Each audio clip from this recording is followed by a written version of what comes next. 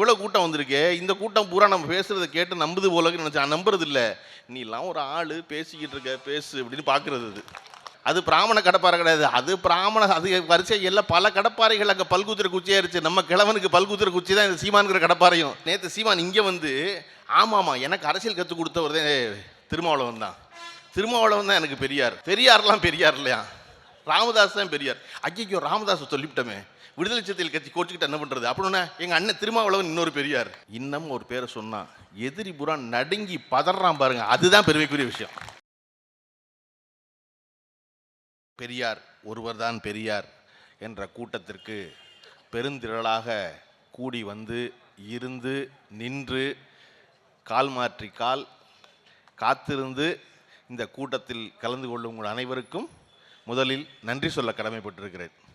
இவ்வளவு ஒரு திரளான கூட்டம் அமைப்பாளர் வந்து மேடையில் வச்சு அண்ணன் தடுமாட்ட சுபு அண்ணன் வந்து திருப்பி திருப்பி கூப்பிட்டு நாக்காளி போட சொல்லுங்க நாக்காளி போட சொல்லுங்க அப்படிங்கிறாரு. அவர் மயிலாடுதுறையில் இருக்க நாக்காலெலாம் கொண்டு வந்துட்டான். 1000 சொச்ச நாக்காளி இருக்குது, 1000 சொச்ச நாக்காளியும் போட்டிருக்கனே, அது இதுக்கப்புறம் வீட்டில் தானே எடுத்துகிட்டு வரணும் அப்படின்னு. எனக்கு என்ன இது ஒரு கூடுதல் மகிழ்ச்சி அப்படின்னா, தொடர்ச்சியாக மதுரையில் வந்து என்னுடைய கல்லூரி காலத்தில் எந்த வேறுபாடுமின்றி கூட்டம் கேட்டு வளர்ந்தவன் நான். பொதுவாகவே பேசுனா மதுரைக்காரங்க அதிகமாக வாயை பார்ப்போம். யாராவது 2 பேர் பேசுனா இன்னும் வாயை பார்ப்பான். நீங்கள் தமிழ்நாட்டிலேயே மதுரைக்கு தனிச்சிறப்பு என்ன அப்படின்னா, ரோட்டில் யாராவது 4 பேர் சத்தமாக பேசுனா சுற்றி 40 பேர் நின்றுவான். என்னமோ முக்கியமாக பேசிக்கிட்டு இருக்காங்க, கேட்டு போவோம் அதுக்கப்புறமா அப்படின்னு. அப்படி எந்த கட்சி வேறுபாடும் இல்லாமல் வந்து கலைஞருடைய கூட்டத்திற்கு போய் மறுவாரமே வந்து தாவண்ணா பாண்டியன் கூட்டத்துக்கு போய் அதுக்கு அடுத்த வாரம் வந்து ஆர்எஸ்எஸ்ல ராமகோபாலன் பேசுகிற கூட்டத்துக்கு போய் அதுக்கு அடுத்த வாரம் ராமகோபாலன் கூட்டத்துக்கு நான் போயிருக்கேன். நான் தலையில் என்ன எனக்கு இது கெட்ட பேர் ரொம்ப ஆச்சரியமாக இருக்கும். யாரா ஒருத்தர் தலையில் துணியை சுற்றிட்டு உட்காந்து பேசுகிறாருன்னு. அப்படி எல்லா கூட்டங்களும் மாறி மாறி போய் கேட்டு, அதுவும் நேரு ஆளால சுந்தர விநாயகர் கோயில் இருக்குது, வடக்கு மாசீதி மேல மாசீதி சந்திப்பு. அந்த சந்திப்பில் தான் எல்லா பெரும் கூட்டங்களும் நடக்கும். அத்தனை கூட்டத்துக்கும் போயிருக்கேன். ரஜினிகாந்த் அவர்கள் முதல்ல லெகர் பெப்சின்னு ஒரு குளிர்பானத்தை வந்து திருச்சியினுடைய எம்பி அடைக்கலராஜ் அவர்கள் வந்து ஏஜென்சி எடுத்திருந்தார். அப்படிங்கிறனால அந்த ஏஜென்சிக்கு வந்து வெளியிடுறது வந்து அதே இடத்துக்கு தான் வந்தார். அப்போ தான் முதல்ல ரஜினிகாந்துடைய அரசியல் பயணம் தொடங்கியது. அவ்வளோ பெரிய கூட்டத்தை ரஜினிகாந்த் நேரடியாக பார்த்ததில்லை. அந்த கூட்டத்தை பார்த்துட்டு நம்ம அரசியல் வந்துடலாம் போல கிட்டத்தட்ட 30 ஆண்டு காலம் தன் ரசிகர்களை காக்க வச்ச ரஜினிகாந்த் தொடங்கிய இடமும் மேலமாசி வீதி வடக்கு மாசி சந்திப்பு தான். அப்படி அவ்வளோ இடத்துல போய் கூட்டம் கேட்டிருக்கேன். எதற்காக அப்படி கூட்டம் எல்லா கட்சி கூட்டமும் கேட்பது அப்படின்னா, ஒரு கட்சி கூட்டத்தில் கேட்டதுக்கு மறு கட்சி கூட்டத்தில் பதில் இருக்கும். அப்படி இன்னைக்கு இவ்வளவு பெருந்திரளாக இவர்களெல்லாம் வந்திருக்கீங்கல்ல, இதுக்கு வந்து காரணம் திராவிட மாணவர் பேரவை இல்லை. இந்த கூட்டம் இவ்வளோ திரளாக இங்கே வந்திருக்க காரணம் சீமான் தான். எனக்கு நல்லா தெரியும் இந்த கூட்டத்தில் பாதி கூட்டம் இந்த சீமானுக்கு வந்திருப்பீங்கன்னு. சரி, அவர் என்ன நம்புறாருன்னா, நமக்கு இவ்வளோ கூட்டம் வந்திருக்கே, இந்த கூட்டம் பூரா நம்ம பேசுறதை கேட்டு நம்புது போலன்னு நினச்சா நம்புறது இல்லை. நீலாம் ஒரு ஆள் பேசிக்கிட்டு இருக்க பேசு அப்படின்னு பார்க்குறது. அது நேற்று இவ்வளவு பேச்சு பேசினதுக்கு அப்புறமும் இஸ்லாமிய பெருமக்கள் எவ்வளோ பேர் கூடி வந்து நின்று உட்கார்ந்துருக்கிறது இருக்கு இல்லையா. நீங்கள் பழனி பாபாவை இவ்வளோ ஆதரித்து பேசுகிறாரு சீமான் பேசுகிறது உண்மைனா, இன்னைக்கு ஒரு இஸ்லாமிய சமூகத்தை சேர்ந்த கூட வரக்கூடாது. ஆமாப்பா சீமான் வந்து நம்ம கண்ணை திறந்துட்டாருப்பா, நம்ம போகக்கூடாதுன்னு நினைக்கணும்ல. ஒரு அம்மா புர்காவை போட்டு 3/4 மணி நேரமாக நின்று என்ன பேசுகிறாங்க கேட்டு போயிடும் வந்திருக்குல்ல, அதுதான் என்னுடைய சிறப்பு. நீங்கள் பரவாயில்ல, அதுக்கு முன்னாடி ரொம்ப பிள்ளையோட பரவாயில்லன்னு. என்னென்னா அந்த அம்மாவுக்கு என்னென்னா, ஏன் எனக்கு அந்த அம்மா ரொம்ப பிடிச்சிருந்துச்சு பிள்ளையோட. என்னென்னா, இந்த புள்ள நாளைக்கு தப்பான பேச்சை கேட்டு எங்கேயும் போயிடக்கூடாது, இந்த இடத்துல வந்து கொண்டு வச்சுக்கோன்னு பிள்ளைய தூக்கிட்டு இருக்கிறது இருக்குல்ல, அது ரொம்ப முக்கியம். நான் ஏன் வந்து அப்படி ஆனேன் அப்படின்னா, அண்ணன் சுபவி ஏன் அப்படி ஆனார்னா, அவர் அறியாத பருவத்தில் அவருடைய தந்தை ராமசுப்பையா அவரை கையை பிடிச்சி கூட்டம் கேட்க போனப்போ புரிஞ்சிருக்குமா அவருக்கு. ஆனால் நம்ம அப்பச்சி கூட்டு போகிறாரு, நம்ம அப்பா கூட்டு போகிறாரு, அப்போ நம்ம அதை போய் கேட்கணும், போய் நின்று கொஞ்சம் கொஞ்சமாக ஏறுவது. அதனால தான் திராவிட கழக மாநாடு எல்லாமே குடும்பங்கள் சந்திக்கும் மாநாடாக நடந்தது. நீங்கள் நினச்சி பாருங்கள், பெரியார் நடத்தின கூட்டத்தில் பாலூட்டும் தாய்மார்களுக்கு தனியாக ஒரு இடம் ஒதுக்கி வச்சுருந்துருப்பாருன்னா எவ்வளவு கைப்புள்ளையோட பெண்கள் வந்திருப்பாங்கன்னு. நம்ம பேராசிரியர் சொன்ன மாதிரி கடப்பாறை யாருன்னா இவர் தான் கடப்பாறைன்னு வரல, சீமான் தான் கடப்பாறை. அது பிராமண கடப்பாறை கிடையாது, அது பிராமண அது வரிசை எல்லாம் பல கடப்பாறைகள் அங்கே பல்குத்திர குச்சியாயிருச்சு. நம்ம கிழவனுக்கு பல்குத்திர குச்சி தான் இந்த சீமான்கிற கடப்பாறையும். வாப்பா 93 வயசு வரை கசாப்பை சாப்பிட்டு வச்சிருக்கேன், பல்லு குழிக்குள்ளே ஏகப்பட்டது மாட்டிருக்கு, இந்த கடப்பாறையை வச்சு நம்பிடுவார் அவர். அப்படி ஒரு பெரும் கூட்டம் வந்து இவர்கள் வந்து எப்படி இவர்களை வீழ்த்துவது என்று தெரியாமல் இருந்த பொழுது மீண்டும் மீண்டும் வந்து யாரோ ஒருத்தனை வச்சு கிளப்புறதுக்கான காரணம் என்ன அப்படின்னா, ஒரு மனிதன் இறந்து இந்த கூட்டம் நடக்கும்போது இந்த கூட்டத்தை பற்றி அண்ணன் பேராசிரியர் சுபவீரபாண்டியன் அவர்கள் வந்து எனக்கு பேசினாங்க. எனக்கு பேசி இந்த மாதிரி கூட்டம் வச்சுருக்கு தம்பி அப்படின்னா வந்துடுறேன் அப்படின்ட்டு உடனே நான் வந்துடுறேன்னுட்டேன். வந்துடுறேனே மயிலாடுதுறை. அப்போ 2 தேதி 4ஆம் தேதி சீமான் பேசி முடித்த மறுநாளே வைப்பதா, ஒரு வாரம் கழித்து வைப்பதா அப்படின்னு ஒரு கேள்வி இருந்துச்சு. நான் சொன்னேன், ஏன்னா அவர் என்ன பேரறிஞர் அண்ணாவா பேசுனது பூரா காலத்துக்கு ஞாபகம் வச்சுக்க போகிறது, ஒரு நாள் தான் மயிலாடுதுறை ஞாபகம் வச்சுருக்கோம், பதில் சொல்லணும்னா அடுத்த நாள் போட்டுடணும். நீங்கள் ஒரு வாரம் கழித்து போட்டால் சீமானுக்கே ஞாபகம் இருக்காது அந்த பேச்சு. ஏன்னா சீமான் வந்து யூடியூப் பார்த்து பேசுகிறவர். பார்த்தீங்கன்னா போன தடவை பெரியார் யார் பெரியார்னு ஒரு கூட்டத்தில் பேசிவிட்டு அதில் திருமாவளவன் அண்ணன் திருமாவளவன்லாம் தோழரை திட்டிவிட்டார். திட்டின உடனே யூடியூப்பில் தோழர் திருமாவளவன் அவர் அரசியல் வகுப்பு எடுக்கும் போது கையை கட்டி கீழே உட்காந்து ஆச்சரியமாக பார்த்துக்கிட்டு இருந்த சீமானோட வீடியோ எடுத்து போட்டுட்டாங்க தம்பியை பூரா. யார் விடுதலை சிறுத்தைகளை தம்பியை பூரா. அதை பார்த்துவிட்டு நேற்று சீமான் இங்கே வந்து ஆமாம் எனக்கு அரசியல் கற்றுக் கொடுத்தவர் தான் திருமாவளவன் தான் எனக்கு பெரியார், அதனால அவர்கிட்ட படித்தவன் நான் தான். ஏன்னா அந்த வீடியோ வெளியாயிருச்சு. இப்போ அந்த வீடியோவை அடைக்கிறது சினிமாவில் டிஸ்கஷன் நடக்கும்னா மொட்டையாக ஒரு கதையை ஆரம்பிப்போம் என்னென்னு இல்லாமல் ஆரம்பிச்சு ஒரு கதையை பேசிக்கிட்டு இருக்கும் பொழுது அடுத்த நாள் வந்து ரெஸ்டாரண்ட் வந்து ஆதாரத்தை அசைச்சிருவான். அசைச்சோன்னா என்னப்பா அப்படி இல்லை தங்கச்சி இருக்க ஒருத்தன் எப்படி நடந்துக்குவான். அப்படியா, சரி அப்போ அந்த கதையில் தங்கச்சி தூக்கிடு அப்படின்னு. தங்கச்சி இருந்தால் தானே பிரச்சனை, தங்கச்சியே வேண்டாம் அப்படின்னு. அப்படி இந்த கதை நாளொரு ஒன்றும் பொழுதொரு மேனியுமா திசை மாறும்.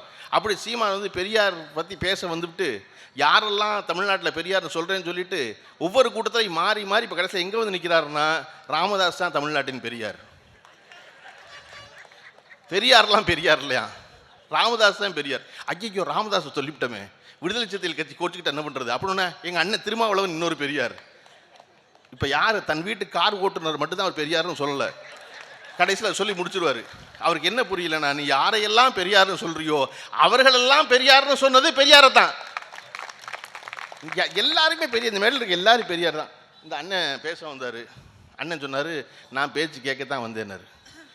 நான் பேச வரல, பேச்சு கேட்கத்தான் வந்தேன்னார். நான் திமுகவை சேர்ந்தவன், எங்கள் ஊருக்கு வந்திருக்கீங்க நீங்கள், நான் பேச்சு கேட்க வந்தேன்.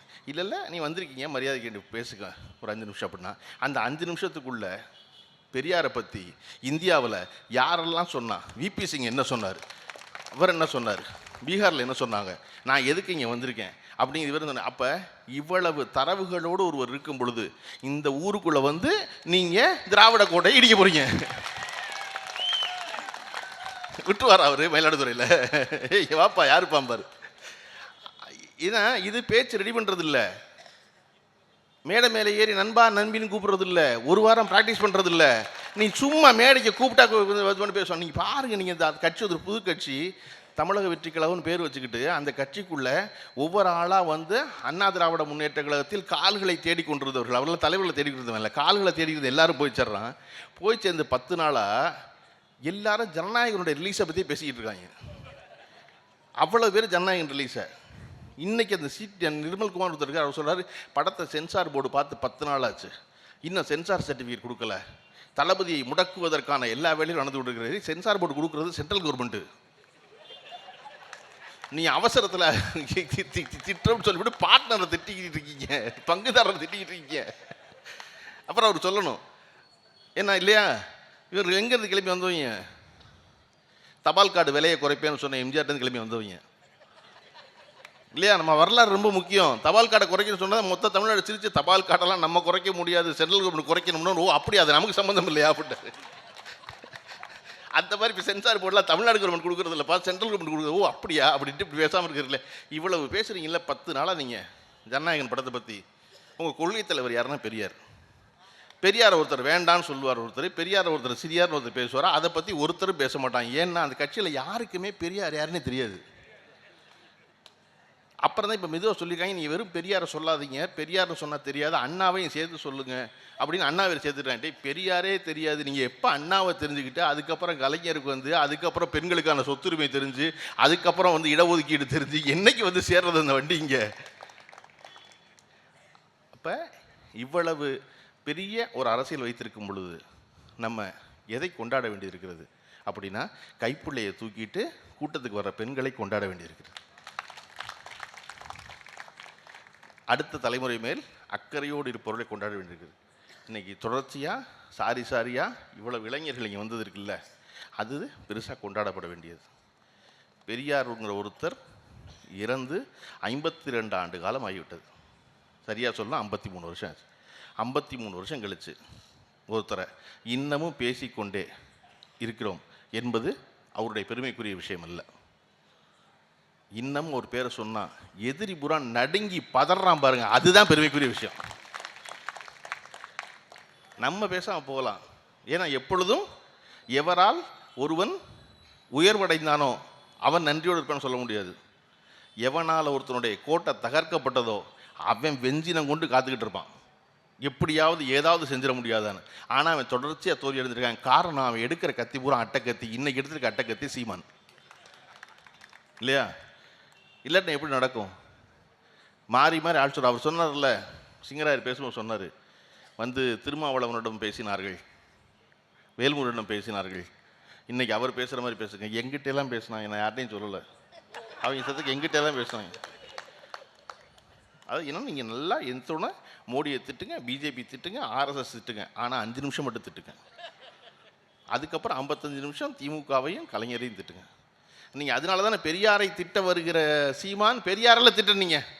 பெரியாரை திட்டுறாரு, பெரியாரை தொட்டு எங்கே வந்து நிற்பார் அப்படின்னா கடைசியில் வந்து கலைஞர் கருணாநிதி வந்து நிற்பார், ஸ்டாலின் வந்து நிற்பார். நீ பேச வந்து பெரியாரை தானே, நீ பெரியாரை மட்டும் பேசுவா. பழனி பாபா என்ன சொன்னார்? பெரியாரை எவெல்லாம் திட்டானோ அவனை நம்பாதுன்னு சொன்னார். அவர் என்னை போல் படித்திருந்தால், அதுக்கப்புறம் படிச்சிருந்தா அவர் என்னை மாதிரி திட்டிருப்பார். பழனி பாபா எப்போ செத்து போனார்? எப்போ கொலை செய்யப்பட்டார்? 97. பெரியார் எப்போ செத்து போனார்? 72. 72 97 20 வருஷம் இருக்குது. 20 வருஷம் படிச்சிருப்பார்ல எல்லாத்தையும். பழனி பாபா இறந்ததுக்கு அதுக்கப்புறம் ஏதாவது பெரியார் புதுசாக தான் எழுதினாரா? 97 பழனி பாபா கொலை செய்யப்பட்டார். 97க்கு அப்புறம் பெரியார் ஏதாவது புதுசாக சொன்னாரா? அது எதையாவது புதுசாக படிச்சுட்டாரா சீமான்? அதுக்கப்புறம் படிச்சிருந்தா தான் நீங்கள் சொல்லணும், நான் பழனி பாபா படிக்காது நான் படித்தேன். யார் படிக்காது நீங்கள் படிச்சு? ஏன்னா எங்கே தான் இருக்குது அந்த லைப்ரரின்னு தெரியல இல்லையா? யார் பழனி பாபாவுக்கு தெரியாது, எனக்கு தெரியும் அப்படின்னு திரும்ப திரும்ப தொடர்ச்சியாக அந்த வண்டியத்தை எதை நோக்கி திருப்புறது அப்படின்னா வந்து திராவிடர் முன்னேற்ற கழகத்துக்கு எதிராக திருப்புவது. இவர்களுக்கு பதட்டம், அடுத்த தேர்தலில் இவர்களின் வெற்றி உறுதி செய்யப்பட்டு கொண்டே இருக்கிறது. இதை என்ன செய்வது என்று தெரியாமல் வேற வேற பக்கம் கம்பு சுத்துறான்.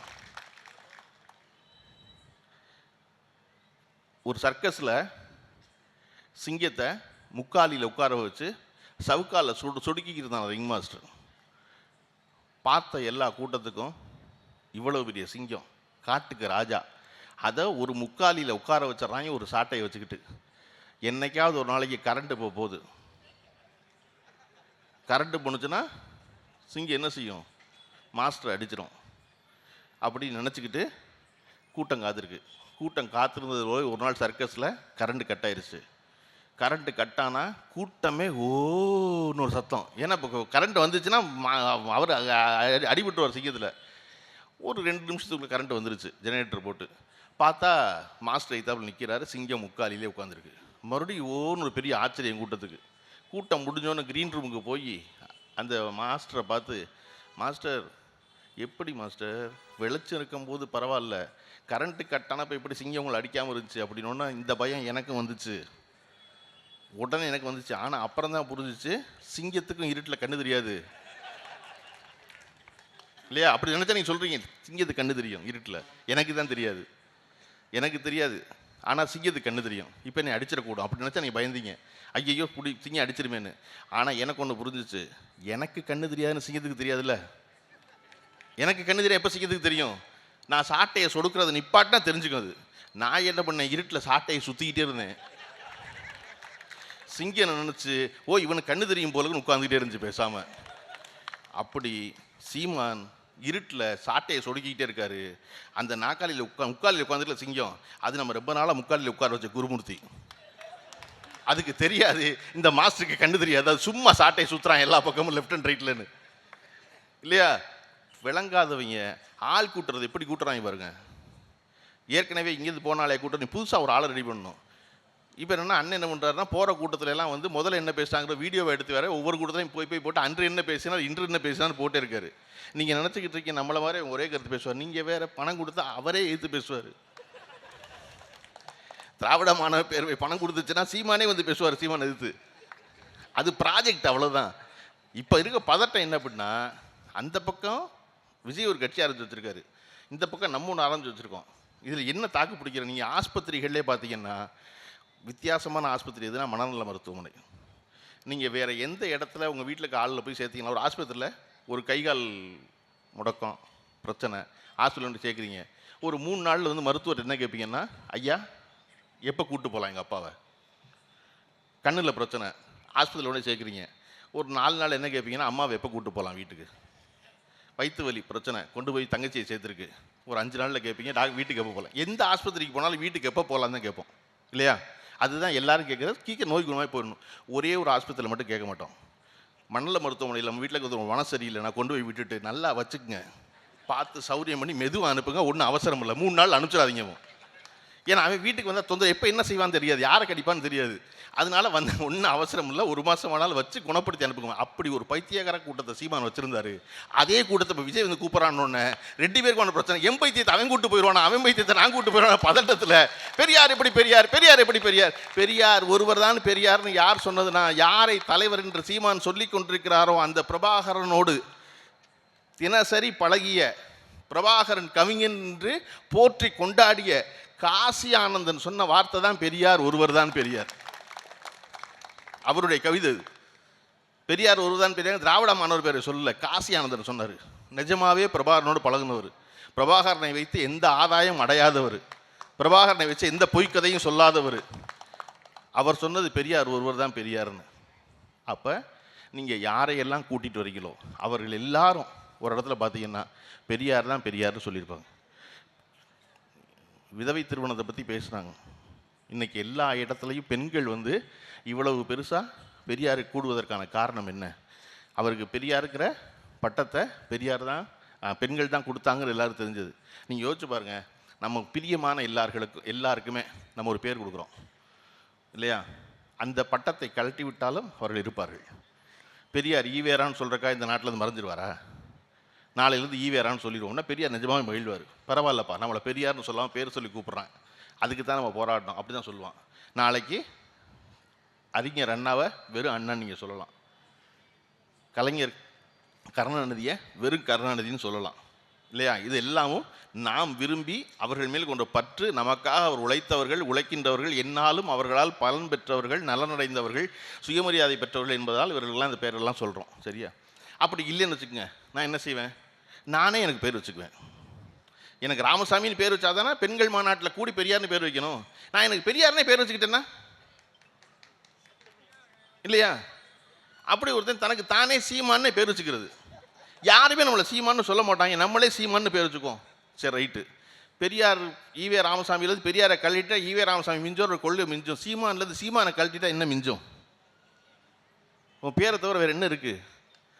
என்ன செய்வீங்க நீங்கள்? வெறும் திரள் நினச்சி பாருங்கள், எப்போ ஏற்பட்ட நண்பர்களை பெற்றும் இந்த சீமானுக்கு அறிவறியை நினச்சிக்குவேன். அவருடைய வீட்டு வாடகை நண்பர்கள் கொடுக்குறாங்க, வீட்டு செலவு நண்பர்கள் கொடுக்குறாங்க, வண்டிக்கு வந்து என்ன யார் ஊற்றுறா நண்பர்கள் கொடுக்குறாங்க. எதுவுமே கணக்கு கிடையாது. எதுக்காவது கணக்கு இருக்கா? நீங்கள் ஒரு பொது கட்சி நடத்துறீங்க, இல்லை கணக்கு இருக்கா? நீங்கள் வணங்காமுடின்னு ஒரு பேராசிரியர் இருக்கார், அண்ணனுக்கு ரொம்ப தெரிஞ்ச, அவர் எழுதின புத்தகம் ஒன்று இருக்குது பெரியாரை பற்றி, புரட்சி பேச்சாளர் பெரியார்னு. ஏன்னா பெரியாரை வந்து சிந்தனையாளர்னு புரட்சியாளர் சொல்லுவாங்க, பேச்சாளர்னு யாரும் சொல்ல மாட்டாங்க. அவர் ஒரு ஆய்வு கட்டுற புத்தகம் போட்டார், பெரியார் ஒரு சிறந்த பேச்சாளர்னு. அந்த புத்தகத்தினுடைய பின் இணைப்பில் பெரியாருக்கு யார் யாரெல்லாம் அவருக்கு பணம் கொடுத்தாங்க அப்படிங்கிறத பெரியார் திடல்னு லிஸ்ட்டு வாங்கி போட்டிருப்பாங்க. ஏன்னா பெரியார் நினச்சது, இது பொது பணம், நான் பொது வாழ்க்கைக்கு வந்துட்டேன், ஏன்னா எல்லா பணத்துக்கும் கணக்கு வச்சுக்கணும், அதை எல்லோரும் பார்ப்பது போல் இருக்கணும்னு நினச்ச ஒரு நேர்மையாளன் தமிழ்நாட்டில் கடந்த 100 ஆண்டுகளில் யாரும் சந்திக்கவே இல்லை. திரு ஆர்.எம். வீரப்பனை வந்து எம்ஜிஆர் அவர்கள் கூப்பிட்டு பக்கத்திலே வச்சுருந்தார். எதுக்காக வச்சுருந்தாருன்னா, பெரியார் எவ்வளவு கடுமையான ஆள் பண விஷயத்துலன்னு தெரியும் எம்ஜிஆருக்கு. அந்த கடுமையான பெரியாரிடம் மிகச் சரியாக கணக்கு வைத்திருப்போம் என்று பாராட்டு பெற்றவர் வந்து ராமவீரப்பன். ஓ, பெரியாரே பாராட்டுற ராமவீரப்பனை, அப்போ நம்ம இந்த பணத்தை பூரா ராமவீரப்பன் தான் கொடுத்து வைக்கணும்னு பெரியார்கிட்ட சொல்லி கூட்டிகிட்டு வந்தார் ராமவீரப்பனை எம்ஜிஆர். அப்படி ஒரு ஸ்ட்ரிக்டான ஒரு ஆஃபீஸர் பெரியார்.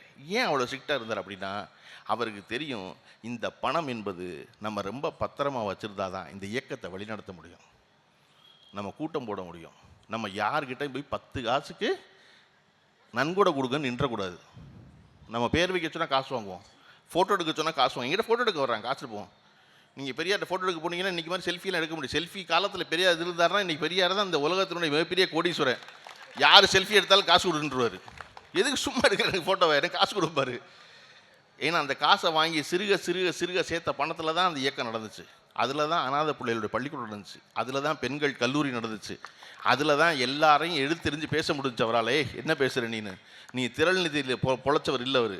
இந்த மாதம் இவன் பணம் கொடுக்குறான்னா இவனுக்கு பேசுவோம், அடுத்த மாதம் பணம் கொடுத்து அவனுக்கு பேசுவோன்னு இருந்தவர் இல்லை அவர், இல்லையா? நீங்கள் நினச்சி பாருங்கள், ஒரு ஆதரவற்ற பிள்ளைகளுக்கு பள்ளிக்கூடம் நடத்துகிறாரு. அந்த பள்ளிக்கூடத்தில் கடவுள் வாழ்த்து பாடப்பட்டுச்சு. கடவுள் வாழ்த்து பாட்டப்போ நேற்று சுந்தரவடிவேலு கல்வித்துறையினுடைய அதிகாரியாக இருந்தவர், அவர் கேட்குறாரு, ஐயா நம்ம நடத்துகிற பள்ளிக்கூடத்தில் கடவுள் வாழ்த்து பாடப்படுதே. அறைக்குள்ளே உட்காந்துருக்காரு பெரியார். கடவுள் வாழ்த்து பாடப்படுது அப்படின்னு பெரியார் சொன்னார், ஆதரவற்ற பிள்ளைகளை சாப்பாடு போட்டு பாடம் நடத்துகிறேங்கிறதுக்காக நான் ஏன் கொள்கையை அந்த புள்ள மண்டைக்குள்ளே திணிக்கக்கூடாது. மற்ற பிள்ளையெல்லாம் எப்படி வளருமோ அப்படியே வளரட்டும், அதுக்கு அறிவு வளரட்டும். அறிவு வளர்ந்து அதுவே தெரிஞ்சு நான் சொல்கிறது சரின்னு நினச்சா இந்த நாத்தியத்துக்கு வரட்டும், வரலைன்னா சாமி கும்பிட்டோம். அவர்தான் நீங்கள் பேசிக்கிட்டு இருக்கீங்க, இல்லையா? எப்படி ஒரு மனுஷன் இருக்க முடியும்? பெண்கள் இந்த நாட்டில் இளம் விதவைகள் அவ்வளோ பேர் இருந்தாங்க. வயசான அம்மா சொன்னாங்க, நான் பெரியார் காலத்தில் பிறந்தேன், நல்ல வேலை அப்படி. நீங்கள் பாருங்கள், இன்றைக்கி நீங்கள் வெள்ளைப்புடவை கட்டின அம்மாவை தமிழ்நாட்டில் ரொம்ப அரிதுன்னு மரிதாக தான் பார்க்க முடியும். வயசான பாட்டியாக இருந்தால் கூட கலர் புடவை தான் கட்டுவோம். வீட்டில் பிள்ளைய சொல்லுவோம், அம்மா நீ என்னம்மா, எனக்கு அப்பா செத்து போனார், நான் சொல்கிறேன் பொட்டு வச்சுக்கோங்க, இல்லையா? இன்னமும் ஒரு படி முன்னே போய் இளம் அம்மாக்களாக இருந்து 40-45 வயசில் அம்மா அப்பா இறந்து போனால் பல வீட்டில் பிள்ளை இன்றைக்கி தைரியமாக அம்மா உனக்கு யாரை பிடிச்சிருக்கோ இன்னொரு கல்யாணம் பண்ணிக்கம்மான்னு சொல்கிற இடத்துக்கு கொண்டு வந்துருச்சு பொம்பளை பிள்ளைய. அதெல்லாம் ஒன்றும் இல்லாமல் அதெல்லாம் கிடையாது. நீ வாழ்க்கை இன்னொரு 45 வருஷம் இருக்குது, நீ தனியாக இருப்ப, உனக்கு ஒரு கம்பெனி வேணாமா, கூட ஒரு ஆள் வேணாமா அப்படின்னு. அப்போ அந்த இடத்துக்கு எங்கே கூண்டு வந்து சேர்த்தார் அப்படின்னா, நீங்கள் நினச்சி பாருங்க, 1920 எடுத்த கணக்கெடுப்பின்படி இந்தியாவில் இருந்த 1 வயதுக்கு உட்பட்ட பெண் குழந்தை விதவைகள் இருக்காங்க இல்லையா, திருமணமாகி கணவன் இறந்து போன பெண் பிள்ளைகள் 1920 1 வயசுக்கு கீழே இருந்தவங்க 497 பேர், 1 வயசுலேருந்து 2 வயசுக்குள்ளே இருந்தவங்க 494 பேர், 2 வயசுலேருந்து 3 வயசுக்குள்ளே இருந்தவங்க 1237 பேர், 3லேருந்து 4க்குள்ளே இருந்து 6707 பேர், 4லேருந்து 5 இருந்தவங்க 18,000 பேர், 5லேருந்து 6 இருந்தவங்க 80,000 பேர், 6லேருந்து 10க்குள்ளே இருந்தவங்க 1,50,000 லட்சம் பேர், 10லேருந்து 15க்குள்ளே இருந்தவங்க 1,25 கோடி பேர், 10லேருந்து 15 வயசுக்குள்ள மொத்த பேர் சேர்த்தோம்னா கிட்டத்தட்ட 2 கோடி பெண் குழந்தைகள் 15 வயது கீழே. அதில் 5 வயசு கீழே இந்த பிள்ளை இவ்வளோ பிள்ளைய. இது நம்முடைய கணக்கெடுப்பு. நீங்கள் சீமான் சொல்கிற மாதிரி இது வாட்ஸ்அப் ஃபார்வர்டு நினச்சிக்காங்க, என் கெசட்டில் இருக்குது கணக்கெடுப்பா. இவ்வளவு பிள்ளைய பொம்பளை பிள்ளைய தன் வாழ்நாள் முழுமைக்கும் அவர் சொன்னது போல் வீட்டின் பின்னாடி மடி இது நார்ப்புடவை கட்டி தலையை மொட்டையடித்து வெளியே பின்னாடி இருக்கணும், சரியா? அதில் நம்ம ஆளுக்கு தான் இருக்கான்ல, நம்ம ஆளுக்கு என்ன எப்பவுமே பிராமணன் என்ன செய்கிறானோ அதனுடைய மேன்மையான விஷயங்களை செய்யவே மாட்டான். அவன் செய்கிற கீழ்மையான விஷயங்களை பூரா செஞ்சு அவன் பிராமணன் நாங்கள் முயற்சி பண்ணுவான். அவன் வேல் குத்த மாட்டான், அது பதில் நம்மளுக்கு குத்தக்கூடாதுன்னு இருக்க மாட்டான். ஆனால் அவன் வீட்டில் பொம்பளைகளுக்கு மொட்டை அடித்தா இவனும் மொட்டை அடிப்பான், பின்னாடி போய் வரணும். அப்போ இவ்வளோ பேர் இருக்கும்போது பெரியாருக்கு என்ன நிகழுது? பெரியாருக்கு தன் குடும்பத்திலேயே நிகழுது. அவருடைய தங்கை பொண்ணுத்தாயினுடைய மகள் அம்மாயின் 9 வயசு பொண்ணு திருமணம் பண்ணி வைக்கிறாங்க. மாப்பிள்ளைக்கு வயசு 12. கால்ரா நோய் திருமணமாகி 1 வருஷத்தில் செத்து போயிடுறான் மாப்பிள்ளை பையன். பொண்ணுக்கு வயசு 10. வருஷம் 1909. அந்த பொண்ணு அழுதுகிட்டே இருக்கா. ஒரு 9 பொண்ணு இல்லை, அது குழந்தை. பார்த்த மாமன் பெரியாருக்கு ஈவே ராமசாமிக்கு மனசு தாங்கலை. 4 வருஷம் கழித்து பெண்ணு பூப்படைகிறா. அப்போ தான் பூப்படைகிறா அந்த பெண் அம்மாயி. அதுக்கப்புறம் பெரியாரிடம் வேலை செய்து கொண்டிருந்த பையன் மேலே அவளுக்கு பிடிச்சிருக்கு, அந்த பையனுக்கு பிடிச்சிருக்கு, திரும்ப தயாராகிறான். ஆனால் இதை செஞ்சு வைக்க முடியாது. ராமசாமி வீட்டில் உட்காந்துக்கிட்டு, அப்பா இருக்கார், அம்மா செல்லத்தாய் இருக்காங்க. என்ன செய்கிறதுன்னு ஒரு கார்டியனை போட்டு சாமி கும்பிட போகிற மாதிரி ஈரோட்டிலேருந்து அம்மாயியை சிதம்பரத்துக்கு போயிட்டு வாங்கன்னு அனுப்புகிறாரு. இந்த பையன் இருக்கான் பாருங்க, இவனும் சிதம்பரத்துக்கு பின்னாடியே போனால் கண்டுபிடிச்சிருவாங்கன்ட்டு நீ அச்சகத்துக்கு பொருளெல்லாம் வாங்கணும்னு சொல்லி கையில் காசு கொடுத்து சென்னைக்கு போங்கிறாரு. வீட்டில் வேங்கடசாமி நாயக்கரும் பெரியாருடைய அம்மா செல்லத்தாய் என்ன நினச்சிக்கிட்டு இருக்காங்கன்னா, பையன் இங்கிட்டு சென்னைக்கு போகிறான் அச்சகத்துக்கு பொருள் வாங்க, இவங்க எல்லாம் சாமி விட போகிறாங்கன்னு நினச்சிக்கிட்டு இருக்காங்க. இவன் பெரியார் இந்த பையன் கையில் காசு கொடுத்து நீ சென்னைக்கு போயிட்டு சென்னையிலேருந்து டிக்கெட் எடுத்து சிதம்பரத்துக்கு வந்துரு, அவங்க காத்துக்கிட்டு இருப்பாங்கன்னு சொல்லி தகவல் சொல்கிறாரு. இவர்கள் இருவருக்கும் திருமணம் சிதம்பரத்தில் நடக்குது. பெரியாருடைய தங்கை மகளுக்கு மறுமணம் நடக்குது. மறுமணம் சிதம்பரத்தில் நடக்குது. சிதம்பரத்தில் அந்த திருமணத்துக்கு வந்து தலைமை தாங்கினவர் வந்து காவல்துறை ஆய்வாளர் இன்ஸ்பெக்டருக்கு பெரியார் சொல்லிடுறாரு. அவர் போய் தலைமையாக இருக்கிறாரு. காவல்துறை ஆய்வாளர் வந்ததுனால சிதம்பரத்தின் பெரிய மனிதர்கள் எல்லோரும் வந்துடுறாங்க. திருமணம் முடிஞ்சு அனுப்பி வச்சா இப்போ பெரியார் மேலதாளம்லாம் செட் பண்ணுறாரு வீட்டில். ஈரோட்டில் கேட்குறாங்க, ஒரு விசேஷம் இல்லையே, நீ எங்கே மேலதாளம்லாம் எடுத்து எங்கே போகிற, ஒரு ஆள் இருக்கு நான் கூட்டு வரேன் பாருங்கன்ட்டு நேராக ரயில்வே ஸ்டேஷனுக்கு வர்றாரு. ஈரோடு ரயில்வே ஸ்டேஷனுக்கு மாப்பிள்ளை பொண்ணு இறங்குது. கீழே இறங்குனா மேலதாளம்லாம் வச்சு 2 பேரையும் தூக்கி வச்சு வீட்டுக்கு கொண்டு வர்றாரு. வீடே அலறுது. ஆகா, செய்யக்கூடாத காரியத்தை செஞ்சுட்டியே, இது மாதிரி புருஷன் செத்து போன ஒருத்திக்கு மறுமணம் பண்ணி வச்சுட்டியே, செய்யலாமா ராமசாமி, உன்னால் அந்த குடும்பத்துக்கே பெரிய கேடுன்னு அழுது புலம்புது அம்மா. இடிஞ்சு உட்காந்துடுறார் அப்பா. ஈரோடு சாதி சங்கத்தில் எல்லா இடத்துலேருந்து பெரியாரை விளக்குறாங்க. குறிப்பாக பெரியாருடைய சொந்த சாதியில் பெரியாரை விளக்குறாங்க. யாரும் அண்ணன் தண்ணி புலவக்கூடாது, அவர்கிட்ட போகாதீங்கன்ட்டாங்க. அதை பற்றி கவலைப்படுறவர் அவர் பாட்டு பேசாமல் இருக்கார். பின்னாடி எப்போ பெரியாரை சேர்த்துக்கிறாங்க, பின்னாடி ஈரோட்டினுடைய நகரசபை தலைவராக பெரியார் தேர்ந்தெடுக்கப்படுகிறார். தேர்ந்தெடுக்கப்பட்ட எல்லோரும் போய் வாழ்த்து சொல்கிறாங்க. சொந்த சாதிக்காரன் என்ற ஏசா முழிச்சுக்கிறான். என்னடா நம்ம சாதியால் அவ்வளோ பேரும் பாராட்டுறான், நம்ம பாராட்டாமல் விட்டுற போடக்கூடாது அப்படின்ட்டு கிளம்பி நேரம் வந்து, என்ன இருந்தாலும் நீங்கள் வந்து சமூகத்தில் பல முக்கியமான காரியத்தை பண்ணி புரட்சியெல்லாம் செஞ்சு சரியாக வந்து அப்படின்னு உளறி கொட்டாங்க. சரி சரி உட்காந்து காப்பியை குடிங்கிறாரு பெரியார். உட்காந்து காப்பியை குடிச்சிட்றாங்க. என்ன சொன்னாங்க, அவர் வந்தால் காப்பி கொடுக்கக்கூடாதுன்னு தீர்மானம் நிறைவேற்றினவங்க பூரா கிளம்பி வந்து பெரியார் வீட்டில் காப்பி குடித்தாங்க. அங்கே ஆரம்பித்தது இன்றைக்கி வந்து இங்கே உட்காந்துருக்க பெண்களுக்கு தெரியும். அதனால தான் அவங்க சிரிச்சுக்கிட்டே இருக்காங்க. நீங்கள் பெரியாரை பற்றி எவன் வேணாலும் பேசு, எங்களுக்கு தெரிய அவர் என்ன பண்ணியிருக்காரு இல்லையா. நான் சொல்கிறேன், எப்பொழுதுமே நான் வந்து அண்ணன் சுபவியிடமிருந்து ஒன்று கற்றுக்கொள்கிறேன், சிங்கராயிட்ட ஒன்று கற்றுக்கிறேன், பேராசிரியர்கிட்ட ஒன்று கற்றுக்கிறேன். அப்படி எல்லாம் என்ன கற்றுக்கிறேன், அப்படி அண்ணன்ட்ட சுபவின் கற்றுக்கிட்டது, எவரையும் எப்பொழுதும் தனிப்பட்ட வாழ்வு பற்றி பேசக்கூடாது. அவருடைய பேச்சில் பேசவே மாட்டார். நான் அதை குறிப்பாக வச்சுருக்கேன், யாருடைய தனிப்பட்ட வாழ்வு பேசக்கூடாது. ஆனால் இன்றைக்கி நான் சொல்கிறேன், நீங்கள் இன்றைக்கி பெரியாரை பேசுகிற எல்லோரும் உங்கள் மனைவியின் சொத்தை மறுப்பீங்களா? நீங்கள் வந்த காரணம் பெரியார். சீமான் தன் மனைவிக்கு வர்ற சொத்தாப்பா கொடுக்காதீங்கப்பா, பெரியார் தான்ப்பா சொன்னார் பொம்பளை பிள்ளைக்கு சொத்து கொடுங்கன்னு, கொடுக்காதீங்கப்பா வேண்டாம்ப்பா அப்படி மறுப்பாரா? நீங்கள் இப்போ இவர் பெரியார் வந்து எல்லாரும் வந்து நாட்டுக்கு கொடுத்தாங்க பெரியார் சொத்தை வச்சுருந்தாரு சொல்கிறீங்களே, நீங்கள் வச்சுருந்த சொத்து கணக்கு கொடுப்பீங்களா? உங்கள்கிட்ட ஏதாவது இருக்கா? அப்போ இங்கே தொடர்ச்சியாக ஆணோ பெண்ணோ எல்லோருக்கும் பெரியார் என்ன செய்தார் என்பது தெரியும். அதை வந்து பிராமணர்கள் எவரும் எதிர்ப்பதில்லை. அவர் சொன்ன அந்த அம்மா கதை தான். யார் பிராமணிய எண்ணத்தோடு இருக்கிறார்களோ அவர்கள் எதிர்க்கிறார்கள். நீங்கள் பெரியாருக்கு ஒரு நாளும் பிராமணர்கள் மேல் வெறுப்பு இருந்ததே இல்லை. ராஜாஜி அவர் மறைந்து போகிறார், சுடுகாட்டில் உட்காந்துருக்காங்க, பெரியார் சக்கர நாற்காலிக்கு வந்துட்டார். ராஜாஜி தகனம் பண்ண போகிறாங்க. ராஜாஜி உடம்பை தகனம் பண்ண போகும்போது இந்தியாவினுடைய ஜனாதிபதியும் தமிழ்நாட்டுடைய ஆளுநர் ஷாவும் ஜனாதிபதி விவி கிரியும் வந்துட்டாங்க. சுடுகாட்டில் என்ன சேரை போட்டு வச்சுருப்பான், வந்து நிற்கிறாங்க 2 பேரும். பெரியார் என்ன சொல்கிறாரு, என்னை தூக்கி கீழே உட்கார வைங்கிறார். சக்கர நாற்காலில் உட்காந்துருக்க பெரியார் தன் அருகில் இருந்த தோழரோட சொல்கிறாரு, என்னை தூக்கி கீழே உட்கார வைங்க அப்படின்னு. அவர் தூக்கி பெரியாரை கீழே உட்கார வச்சோன்னா அந்த நாற்காலியை கொண்டு போய் விவி கிரிக்கு போடுங்க, யார் இந்த நாட்டினுடைய குடியரசுத் தலைவருக்கு போடுங்க இந்த நாற்காலியை கொண்டு போய்ங்கிறாரு. ஐயா அப்படின்னா, இல்லை அவர் பிராமணங்கிறது முக்கியம் இல்லை, அவரது நாட்டுடைய குடியரசுத் தலைவர் முதல் குடிமகன், அதற்குரிய மரியாதையை நம்ம கொடுக்கணும், நான் தரையில் உட்காந்துக்குவேன் எனக்கு ஒன்றும் பிரச்சனை இல்லைன்னு விவி கிரி அவர்களை பிராமணனாக பார்க்காம இந்த நாட்டுடைய முதல் குடிமகனாக பார்த்து தான் உட்கார்ந்து சாக்காரனா காலியை சுடுகாட்டில் கொண்டு போய் கொடுத்தவர் தான் பெரியார். நீங்கள் அவரை திருப்பி வந்து பார்ப்பானுக்கு எதிரானவர். பார்ப்பான் யார் தெரியுமா, எல்லாரையும் சமமாக பார்ப்பான், அதனால் அவன் பார்ப்பான். புது விளக்கம், இந்த ஏற்கனவே ஒரு விளக்கம் சொன்னார் திருக்குறளுக்கு. ஒரு கேடில் விழிச்செல்வம் கல்வி ஒருவருக்கு மாடல்ல மற்றையவை. அன்னைக்கே சொல்லியிருக்காங்க எங்கள் அப்போ, மாடு தான் செல்வம்னு. திருக்குறளுக்கு 8000 சொச்ச விளக்கு எழுதியிருக்காங்க, இந்த விளக்கத்தை நான் கேட்டதே இல்லையே நினைச்சேன். மாடுங்கிறது செல்வம்னு சொல்லியிருக்காரு வள்ளுவர்னு. அந்த மாதிரி என்னத்தையாவது வாய்க்கு வந்ததை பேசுவது என்பது இருக்கு இல்லையா, அவர்களுக்கு இருக்கிற தேர்தல் காலத்து பதட்டம் இது. அதுவும் நேற்று நம்முடைய முதல்வர்கள் அரசு ஊழியர்களுக்கு புதிய ஓய்வூதிய திட்டத்தை அறிவிச்சோன்ன அத்தனை பேர் என்ன செய்யறது தெரியாமல் பேசாமல் நிற்கிறாங்க. இப்போ இது என்ன தெரியுமா, இதை படித்து விளங்குறதுக்கே 4 நாள் ஆகும். இது என்னன்னு நான் சொல்கிறேன்.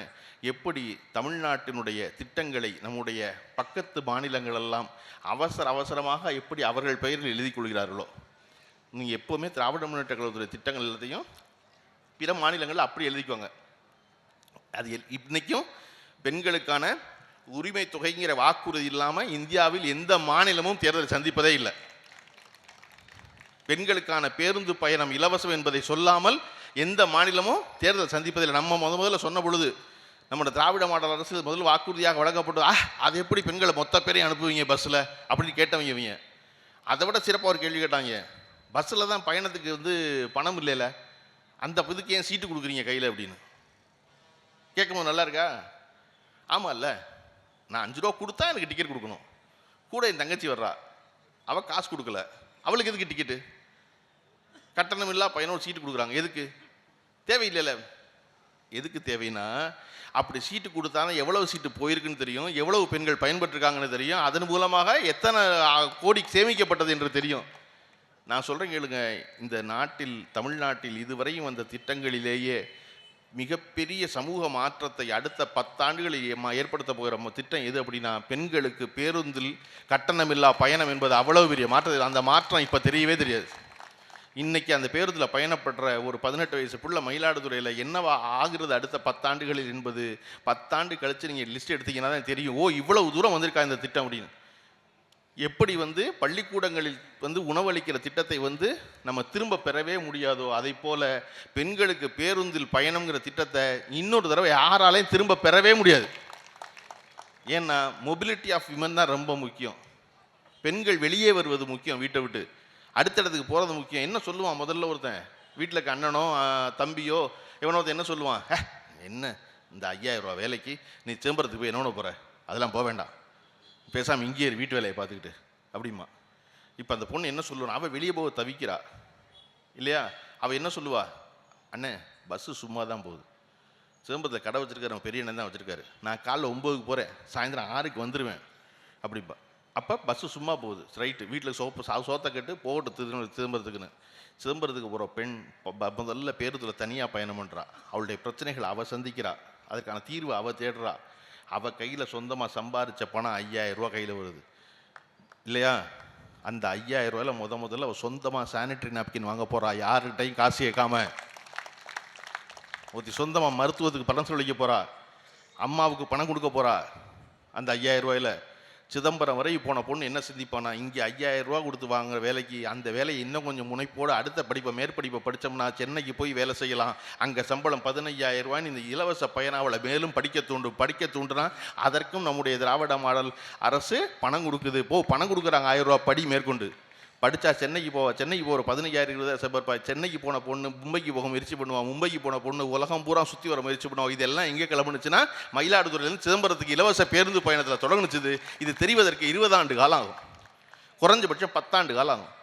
அப்போ அதை போல் இன்றைக்கி நம்ம கொடுத்துருக்க புதிய ஓய்வு திட்டங்கள்ல அதை நீங்கள் பாருங்கள், அடுத்து வரப்போகிற எல்லா மாநில அரசாங்கங்களும் அவசரமாக எடுத்து அதை அப்படியே காப்பி பேஸ்ட் பண்ணி இதை அறிவிச்சிருவோம். அவ்வளோ பேரும் இன்னைக்கு காஷ்மீரில் வரவேற்றுட்டாங்க, அதை ரொம்ப மிகச்சிறந்த திட்டம் அதுன்னு. அப்போ இதெல்லாம் என்ன செய்கிறது, இதுக்கெல்லாம் பதில் சொல்லணும்னா படிக்கணுமே, இதுக்கெல்லாம் பதில் சொல்லணும்னா அறிவு வேணுமேன்னு தெரியாமல் தான் பெரியார்னு ஆரம்பிக்கிறது. நம்ம என்னென்னா வழக்கம் போல் போய் தம்பி சொன்ன மாதிரி தான், எங்களுக்கு என்டர்டெயின்மெண்ட்டே இந்த தேர்தலில் நீ தானே, நீ பாட்டு பேசுகிறது நிப்பாட்டிடாதே அப்படின்னாரு இல்லையா, அந்த மாதிரி என்டர்டெயின்மெண்ட்டுக்காக பார்த்துவிட்டு நம்ம எல்லாரும் நம்முடைய முதலமைச்சர் திரு ஸ்டாலின் அவர்கள் சொன்னதைப் போல வெல்வோம் 200 படைப்போம் வரலாறு என்பதை நோக்கி நகர்வோம் என்று சொல்லி வாய்ப்பு கொடுத்த அனைவருக்கும் நன்றி சொல்லி விடைபெறுகிறேன். நன்றி, வணக்கம்.